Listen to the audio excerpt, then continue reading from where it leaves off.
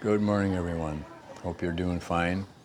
As am I, enjoying the nice, almost clear sky here in Dumaguete, Philippines.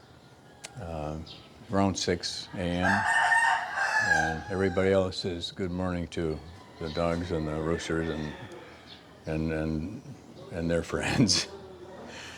Today I want to change gears and as far as content goes and talk about something that you may be aware of or you may not be aware of. And that is why we gravitate to specific people. Let's use YouTube as an example. Why do we listen to that person and not the other? Certainly content has a big deal to do with that. But a lot of times we're drawn by personality and things of that nature. But there is a process to determine the thought or brain process, the thinking pattern of every individual. Some people come by it naturally. Most of us need a little training, and of which I have received in many years ago.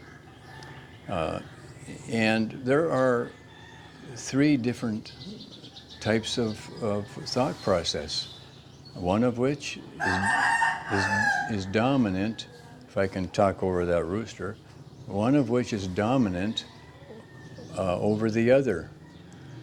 And each of us may actually have a little of the other two thought processes. Though one is dominant, we can still have a little of the other.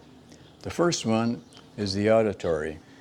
We're drawn to him, but perhaps by voice, by, yes, content for certainly, maybe personality also, but they're very easy to listen to.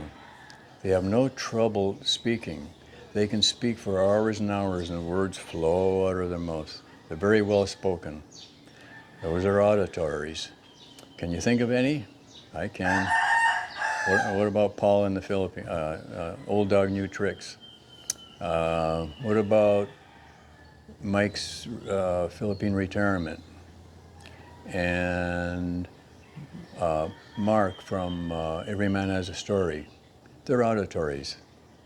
And we can gravitate to them. I am not an auditory, but I am still gravitated to them for reasons. Now, what's the second one? Well, that's the visionary. He needs to see to impress his thought process. He reacts with vision, with what he sees. Scenery. It could be a person on YouTube looks good, is attractive to them. It could be, in the case of a salesperson, it could be the brochure. If you are a salesperson or had been, if you withhold a brochure or pictures from a visionary, you're going to lose them. But he wants to look at everything. And there's a lot of females that are visionaries. I think a lot of men would agree with that. They need to see before they understand anything. When I was in the cabinet business, I could talk my head off, but if I didn't show them specifically different elevations of the cabinet work, they didn't know what I was talking about. And I had pictures of past jobs to show them. They loved that. So that's how a visionary is affected by what he sees. Then lastly, the kinesthetic. He needs to feel everything that he says. You'll notice them, even politicians, sometimes they'll look down and away for words. They'll be slow of speech. The voice inflection might not be attractive. Why? because they need to feel everything. And that's the kinesthetic. Know any kinesthetics? Well, you're looking at one. It can't be helped. It's ingrained in your DNA. And whatever you have, enjoy it. I wish I was an auditory. I wish I could talk and talk like Paul, Mike, and Mark, for example. But the thought process there is different.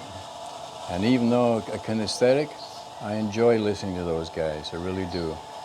So that gives you an idea of what happens also in an interrogation room, like in the police department, for example. Military receive some of this training as well as the police. And why do you think that there are more than one agent involved in talking to someone, trying to draw out information? Why do you think? Well, they're trying to determine the person's thought process, and then they mirror that, or they try to. Is the person a visionary? Push the crime scene video, either videos or pics in front of them, pictures of others, and their eyes will perk up, and you might get information that you need. Whereas a kinesthetic is not going to react to that. He's going to want to feel your personality. He wants to feel the quality of your voice, your emotion. Do you have any? If that's how a kinesthetic would be affected in his thought process. And of course, the auditory. Well, maybe a huge cop with a very loud voice might really intimidate him to the point where he gives up a little.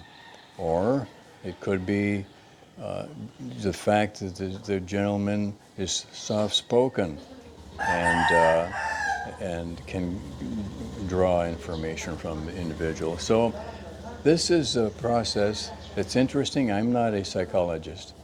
As I say, I just received a little training many years ago. May be interesting to you, and just think about it as you enjoy these other channels. Excuse the rooster, right next door here. And just figure out what you are. You probably already know. So with that, I'm going to close her down, and appreciate you very much subscribing. Really do, and viewing and sharing. Thank you very much, each one. Take care and have a good rest of the day. Bye now.